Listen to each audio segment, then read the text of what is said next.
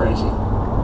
Right, and I think what was most shocking to me is, passions are high and things are going on and you're getting anxious. I'm even willing to go as far as to say the second incident is not excusable perhaps, but to a certain extent slightly understandable.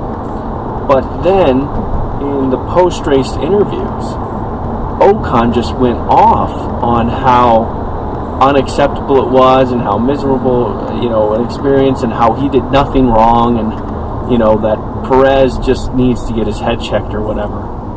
And I was feeling exactly how he just stated. It's like, you made a lot of decisions yourself to put yourself in that place. Let's say that Perez didn't push him into the wall and they were side by side going into Eau Rouge. What are the chances of that ending well? Right. Between those two. Right. I mean, it was never... it's not a classical overtaking spot, is it? On the run down, unless you have way more and pace. Mark Webber pulled it off in 2011, I think it was, and it was incredible.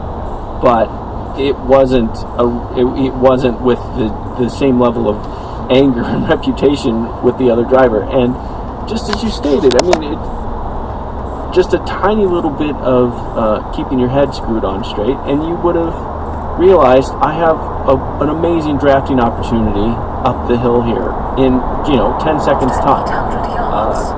And so I feel both drivers are very much to blame, and the team has come out and said that they pretty much plan on having strict team orders from here on in, because they're done. And I think that you talked about, and I think that's a good move. You talked about saying, hey, if you don't pull this off, you're banned for a race. I think they're actually pretty close to firing one of them if this keeps going.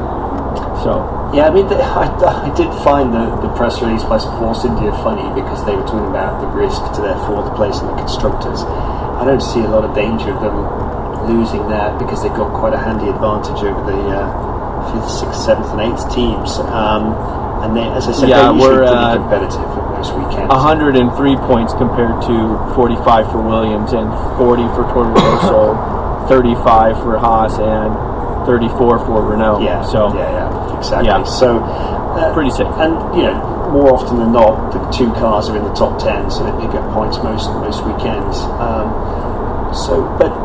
At the end of the day, it just doesn't look good on the team. It doesn't look good on the drivers. The sponsors start to wonder if the management can control their own drivers, and it's just ridiculous. This situation should have stopped several Grand Prix ago, and it's still